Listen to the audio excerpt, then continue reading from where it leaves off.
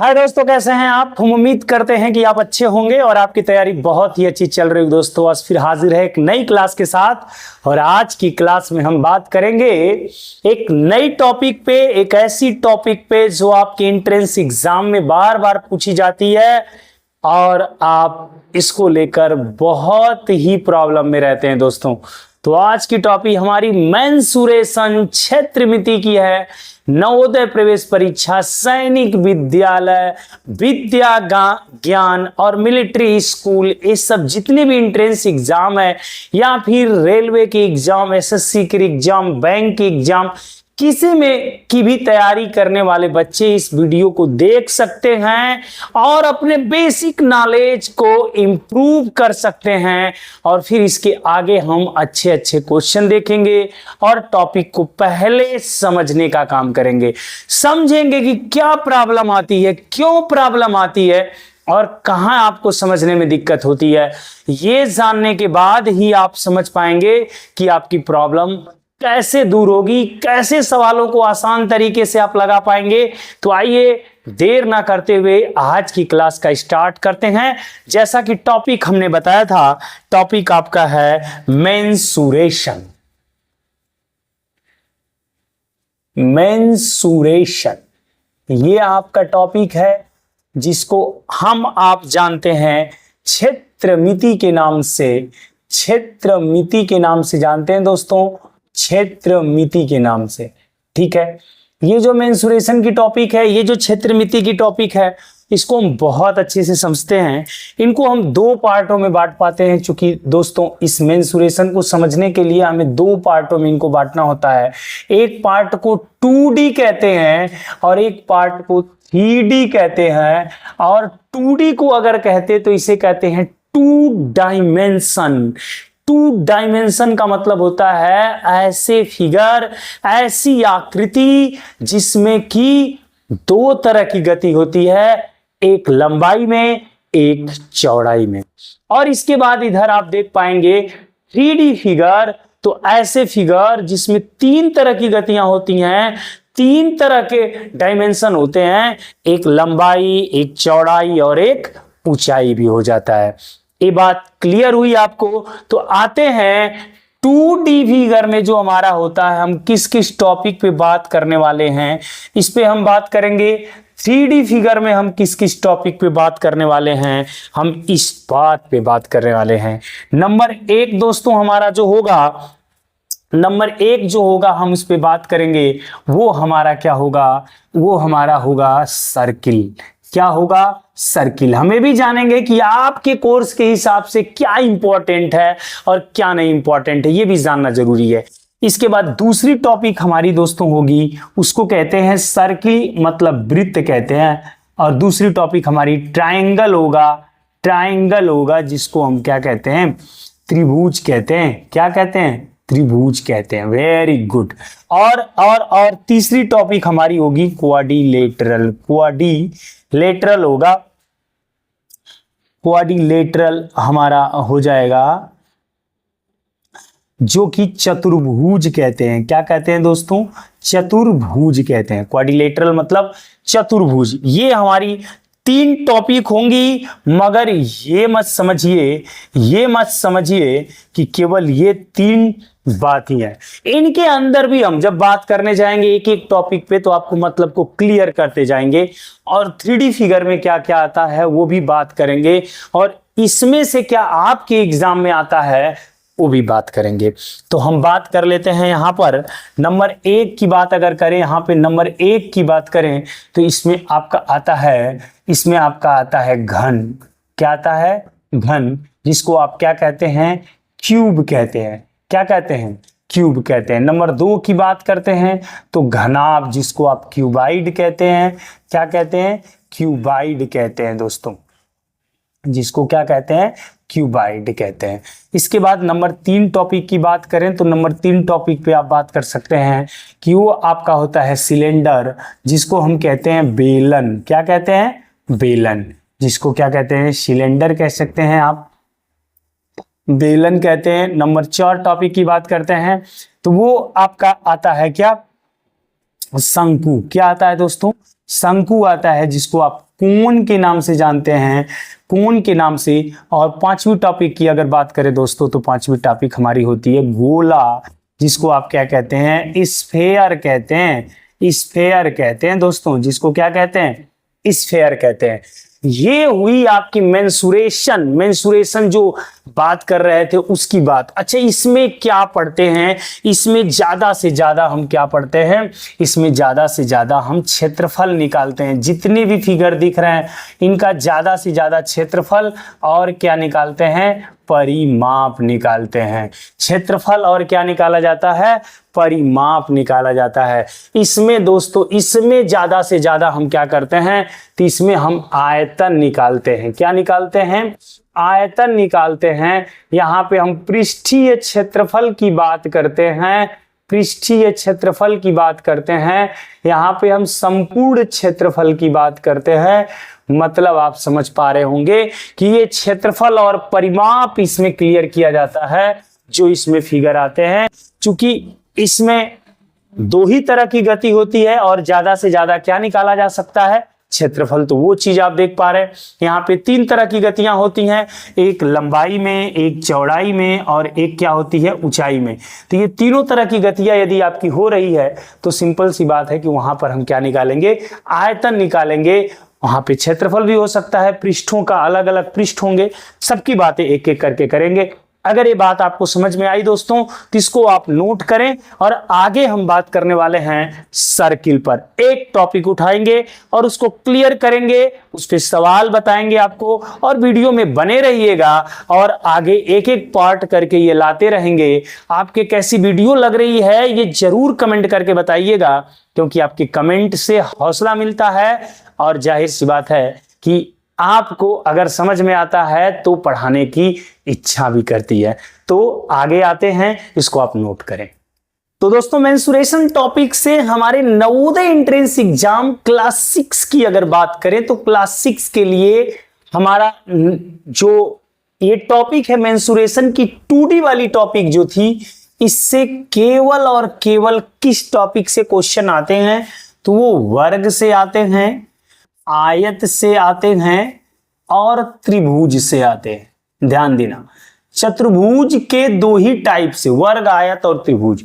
मतलब वृत्त से सवाल नहीं देता है, बट हम पढ़ेंगे, हम किसी टॉपिक को छोड़ेंगे नहीं। कारण है हमें सैनिक विद्यालय भी देखना है, हमें और भी एंट्रेंस एग्जाम जो हमारे हैं उनको देखना है, तो उन सब में आता है बट यहां पे नहीं देता है। तो हम टॉपिक स्टार्ट करते हैं आपकी वृत्त, और वृत्त को पहले जानेंगे।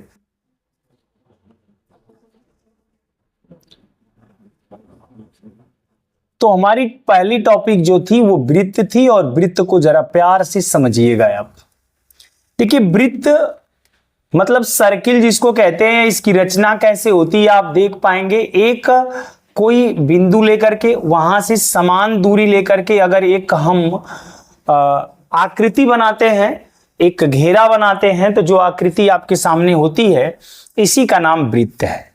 तो ये वृत्त में आप देखेंगे कि जो ये पॉइंट था यहाँ पे जो पॉइंट है, इस पॉइंट को हम केंद्र कहते हैं। ध्यान दीजिएगा, बहुत बढ़िया से आपको समझ में आएगा। ये केंद्र होता है और इसको सेंटर बोलते हैं। मान लीजिए इसको ओ से दिखा दिया। अब जो आकृति आपको ये वाला बॉर्डर दिखाई दे रहा है, इसे वृत्त की परिधि बोलते हैं।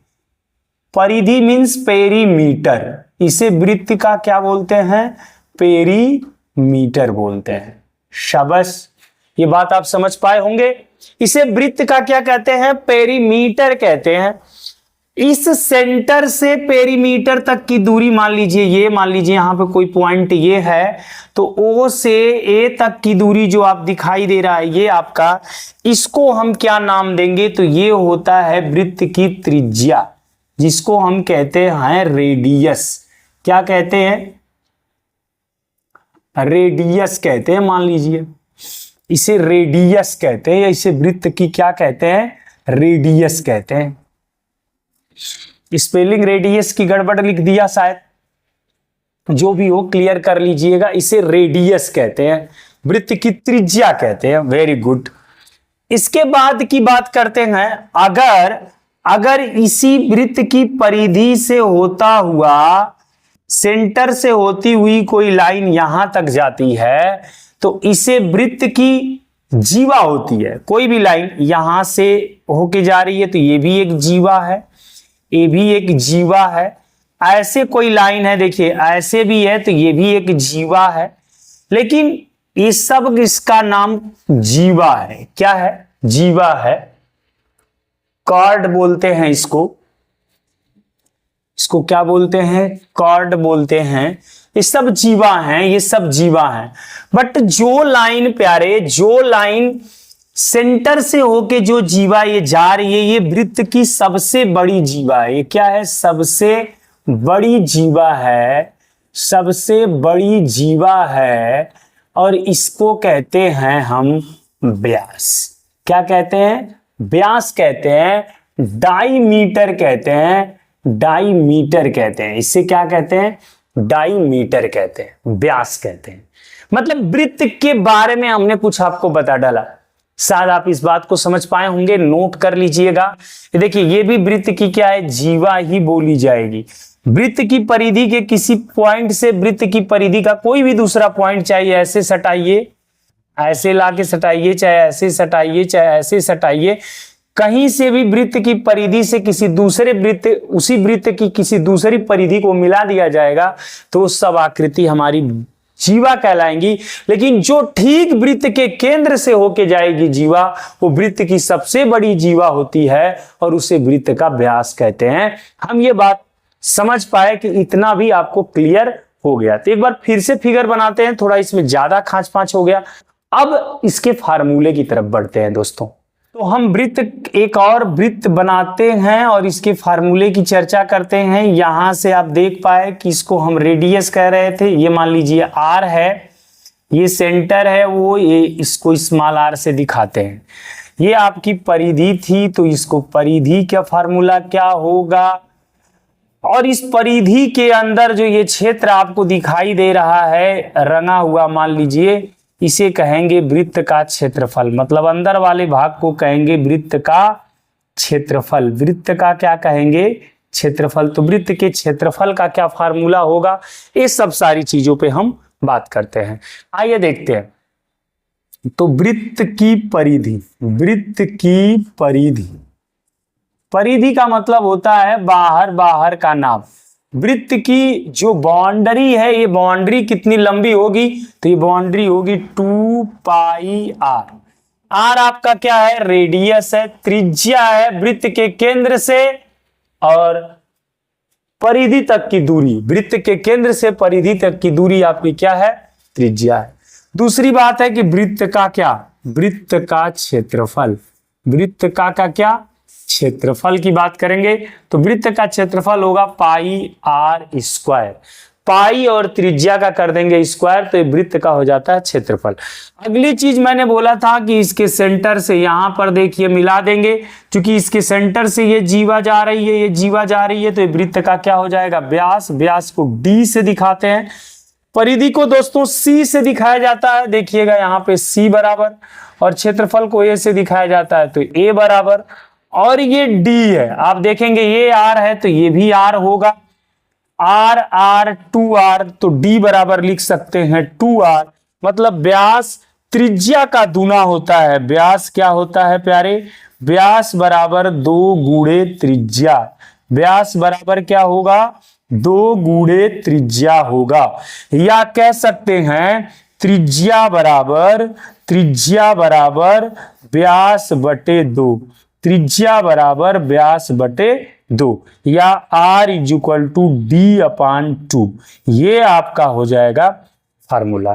3 फार्मूले आपके सामने हैं। वृत्त की त्रिज्या अगर आपको पता हो जाए, तीनों फार्मूले में देखिए वृत्त की त्रिज्या, वृत्त की त्रिज्या, वृत्त की त्रिज्या।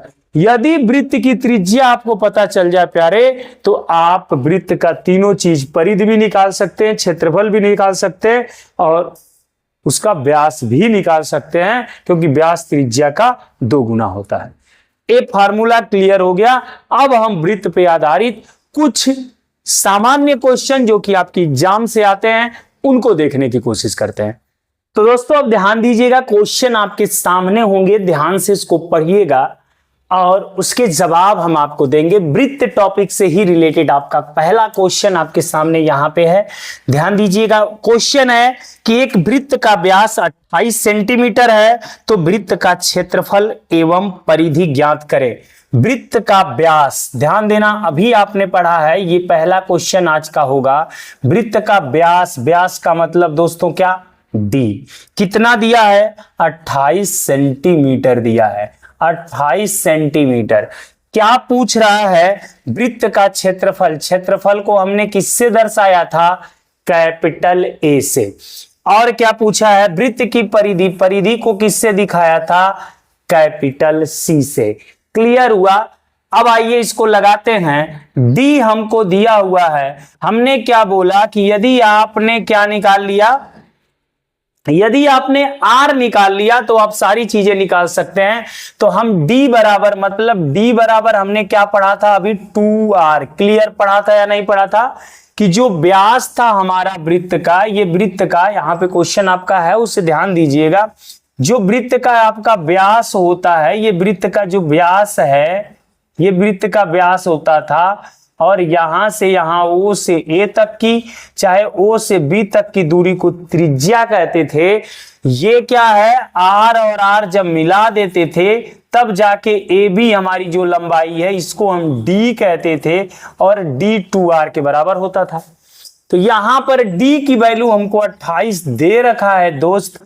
यहां पे 2r बराबर का चिन्ह है, 2 से इधर भाग दे दोगे तो ये हो जाएगा 14, मतलब r बराबर 14, चाहे 14 बराबर r हो जाएगा।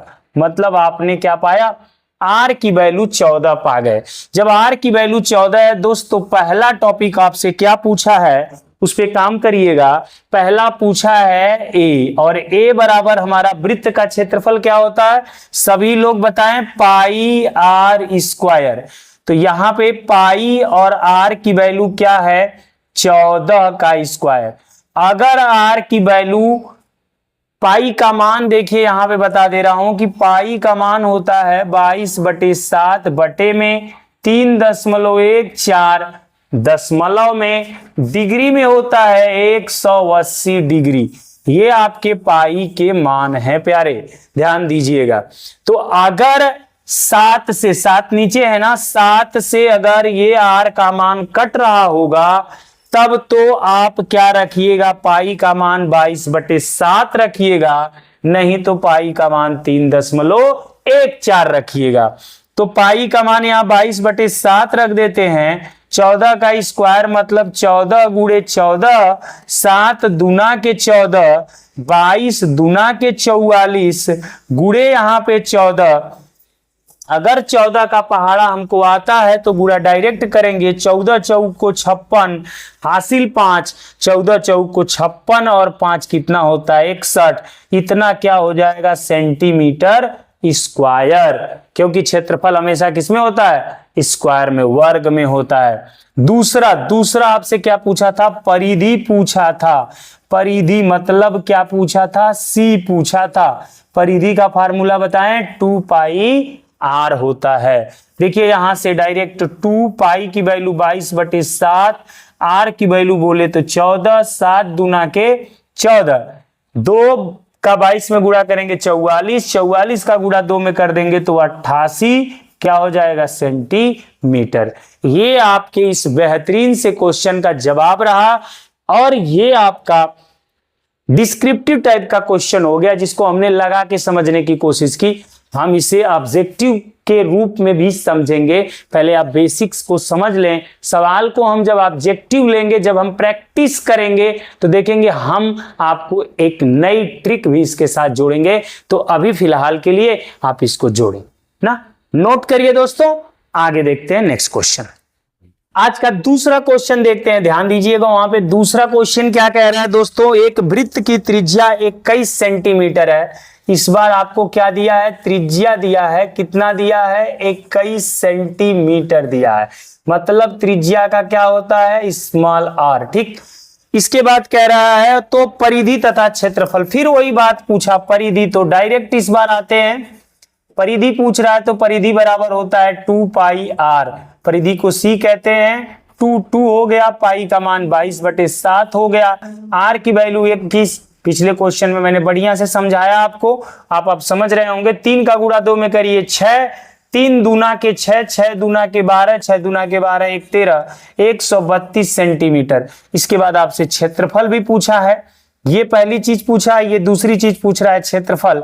तो क्षेत्रफल हमारा हो जाता है क्या, पाई आर स्क्वायर, मतलब ए इज इक्वल टू होगा 22/7, आर की वैल्यू 21, 21 का स्क्वायर या 22/7, 21 गुणे 21 कर लेंगे दोस्तों यहाँ पे, 7 त्रिके 21, 22 तिहाई 66। अगर 21 का पहाड़ा आपको आता है तो भी डायरेक्ट गुणा कर सकते हैं। 21 छक्का 126, 126 का 6 हासिल कितना हुआ, 12 हुए। 21 छक्का 126, 26 में 126 में अगर 12 जोड़ना होगा दोस्तों तो कितना हो जाएगा, कितना हो जाएगा, 138 हो जाएगा। 138, 1386 सेंटीमीटर स्क्वायर आपका आंसर हो जाएगा। ये आपका जवाब रहा 1386 सेंटीमीटर स्क्वायर आपका क्षेत्रफल और 132 सेंटीमीटर इसका क्या हो गया, परिमाप हो गया। क्लियर है आप? तो आइए नेक्स्ट क्वेश्चन को देखते हैं। आइए दोस्तों अगला क्वेश्चन देखते हैं। यहाँ पे एक और क्वेश्चन आपको, आज का तीसरा वृत्त पर आधारित क्वेश्चन हमारा है। कह रहा है किसी वृत्त की परिधि 154 डेसीमीटर। वृत्त की परिधि एक बार दिया हुआ है दोस्तों, परिधि मतलब आपको बता दिया गया है कि परिधि मतलब सी, और ये दिया हुआ है 154 डेसीमीटर। पैमाना कुछ भी हो उससे देख के हमको घबराना नहीं है। 154 डेसीमीटर यहां पर दिया हुआ है, पूछ रहा है तो व्यास और त्रिज्या बताओ। व्यास बताने के लिए कह रहा है, और क्या पूछ रहा है, त्रिज्या, त्रिज्या पूछ रहा है। त्रिज्या क्या होती है, व्यास की आधी होती है। ठीक है, तो आइए अगर हमको जो दिया है, अगर हमको आर नहीं दिया है दोस्तों, आर को छोड़ के अगर कुछ भी प्रश्न में दिया है, क्षेत्रफल दिया है तो क्षेत्रफल के सूत्र के बराबर वो मान कर देंगे। परिधि दिया है तो परिधि के सूत्र के बराबर मान कर देंगे। व्यास दिया है तो व्यास के सूत्र के बराबर वो मान कर देंगे। जैसे परिधि का सूत्र हमारा अभी आपको पता है कि 2 पाई आर होता है, तो 2 पाई आर इस परिधि का सूत्र और इसका वैल्यू यहाँ 154। अब यहाँ पे 2 पाई की वैल्यू 22/7 और आर यहाँ पे बराबर 154। देखिए 2 से हम काट सकते हैं, 2 सते 14, 2 सते 14, 11 दूना के 22, 11 सते 77, 7 सते 49, आर बराबर हो जाएगा 49। और ये 2 इधर नीचे आ जाएगा, काट देंगे तो यहां पर आप देखेंगे 2 दूना के 4 और 2 चौक को 8, 2 पच्चे 10, मतलब आर की वैल्यू हो जाएगी 24.5 डेसीमीटर। क्या होगी, 24.5 डेसीमीटर। क्लियर है? ये तो त्रिज्या हो गई ना, ये हो गई, इसका मान हो गया 24.5 डेसीमीटर। क्लियर है? लेकिन व्यास क्या होगा, ठीक इसी का दुगुना हो जाएगा, तो व्यास बराबर 2r होता है। तो 2 मल्टीप्लाई 24.5 मतलब कितना हो जाएगा, 49 डेसीमीटर। 49 डेसीमीटर हो जाएगा प्यारे। क्लियर है आप? तो आइए एक और साधारण क्वेश्चन है, बिल्कुल ये साधारण क्वेश्चन है। ये क्वेश्चन आपको फार्मूला याद करवा रहे हैं, ये क्वेश्चन आपको कैलकुलेशन थोड़े करवा रहे हैं। इससे अच्छे क्वेश्चन भी हम देखने वाले दोस्तों, जरा इनको नोट करें आप। आइए प्यारे एक बेहतरीन क्वेश्चन देखते हैं जो वृत्त पर ही आधारित है। आज का ये क्वेश्चन नंबर आपका क्या हो जाएगा, 4 हो जाएगा। आइए चौथा देखते हैं। कह रहा है कि सामने आप पढ़ेंगे 7 मीटर त्रिज्या वाले, मतलब त्रिज्या का संकेत क्या होता है, आर। कितना दिया है, 7 सेंटीमीटर त्रिज्या वाले। ठीक है, खेत के चारों, वृत्ताकार खेत के चारों ओर देखिए ये 7 सेंटीमीटर त्रिज्या है, यहां से ये दूरी 7 है। ये एक वृत्ताकार, इससे एक वृत्ताकार खेत बनाया गया है। कह रहा है इसके चारों ओर घेरा डालने में चारों ओर घेरा डालने में 5 रुपया प्रति मीटर की दर से, 5 रुपया मतलब प्रति मीटर का मतलब 1 मीटर का खर्च। ध्यान दीजिएगा, ये सेंटीमीटर में नहीं दिया है बल्कि 7 मीटर दिया है। क्वेश्चन को पढ़ेंगे तो 7 मीटर दिया है। तो कह रहा है कि 5 रुपया प्रति मीटर मतलब 1 मीटर का खर्च 5 रुपया है। क्या कह रहा है कि वृत्त के चारों तरफ मतलब इस पे आपको घेरा डालना है, मतलब कुछ इस पे आपको कटीले तार लगाने हैं, कुछ ऐसे घेरा डाल देने हैं, चारों तरफ से घेर देने हैं। तो ये घेरने में कितना हमको लगेगा? अगर 1 मीटर का खर्च 5 रुपया आ रहा है तो ये घेरने में कै रुपया खर्च होगा? कितना बेहतरीन सवाल है ना। आपके घर भी ऐसी कंडीशन होती है, कोई बाउंड्री आपके पास है, उसको आपको घेरा पर तार बिछाने हो तो कितना खर्च आएगा अगर 1 मीटर तार का दाम आपको पता चल जाए। तो देखो दोस्तों, ये हमको जो इस पे लगाना है, जिस चीज पे लगाना है, ये वृत्त का क्या है? परिधि है। वृत्त का क्या है? पढ़ाए थे ना, इसको कहते हैं वृत्त की परिधि। फार्मूला क्या होता है? 2 पाई आर। तो 2 हो गया, पाई का मान 22/7 और आर की वैल्यू तो आपको दिया है ना 7 मीटर। तो 7 से 7 22 दूना के 44 मीटर। इसका मतलब कितना मीटर तार चाहिए? 44 मीटर तार चाहिए। और 1 मीटर का खर्च कितना है? 5 रुपया। तो खर्च बराबर 1 मीटर का यदि 5 रुपया है दोस्त, तो 44 मीटर का क्या हो जाएगा? 44 गुणे 5, 5 चौक को 20, 5 चौक को 20 और 2 कितना? 22, 220 रुपया खर्च आएगा इसके चारों तरफ तार लगाने में। क्लियर हुआ? ऐसा कोई और भी सवाल आएगा तो आप बिल्कुल लगा लेंगे इस पे। आइए एक और सवाल देखते हैं। अगला सवाल दोस्तों ऐसा लेने वाले हैं जो हर एग्जाम में पूछता है और जरूर पूछता, अच्छे एग्जाम में पूछता है। क्या सवाल है जरा इसको देखेंगे ध्यान से। आप देखेंगे यहां पे मैं लगा रहा हूं, पढ़िएगा। एक गाड़ी के पहिए का व्यास 70 मीटर है। गाड़ी का पहिया, देखिए गाड़ी है ना, ये गाड़ी होता है, इसका ये पहिया होता है जो आप टायर के साथ लगा होता है। तो ये पहिए का बोल रहा है, एक गाड़ी के पहिए का व्यास मतलब अगर केंद्र से कोई लाइन इस छोर से इस छोर तक, परिधि यहां से यहां तक जाती है तो यही व्यास है। पहिए का जो व्यास है इसको कह रहा है ये 70 मीटर है। कितना है? 70 मीटर। करा 250 चक्कर लगाने में पहिए द्वारा तय दूरी बताएं। देखिए थोड़ा सा आपको दिमाग भी यहां पे लगाना है। अच्छा, ये पहिया यहां पे खड़ा है तो इसका निचला सिरा यहां पे होगा।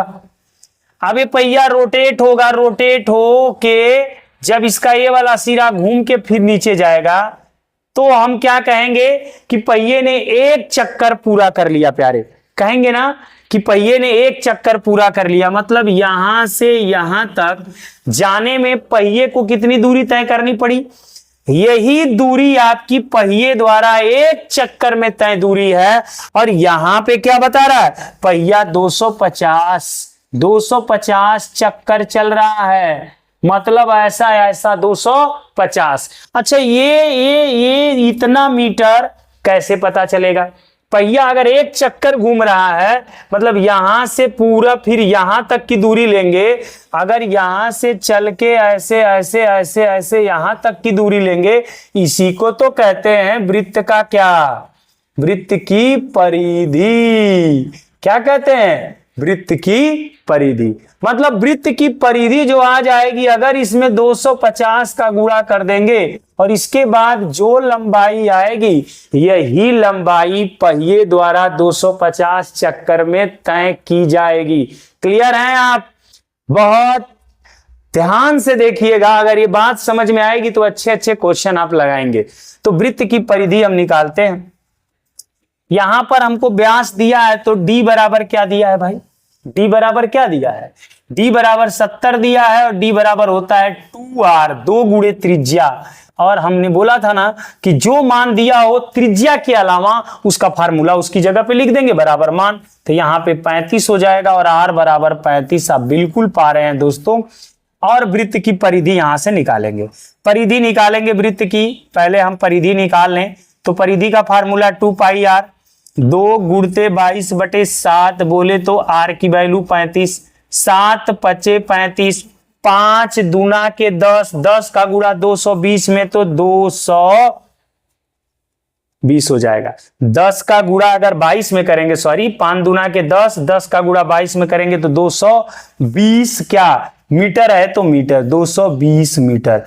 अब मुझे क्या करना है, क्या करना है, तो एक चक्कर का है ना, एक वृत्त की परिधि मतलब एक चक्कर है। वृत्त की परिधि मतलब क्या, एक चक्कर है। लेकिन कितने चक्कर जाने भाई, 250। तो इसमें हम गुणा कर दें, 250 चक्कर में तय दूरी, तय दूरी, तो 250 गुणे 220।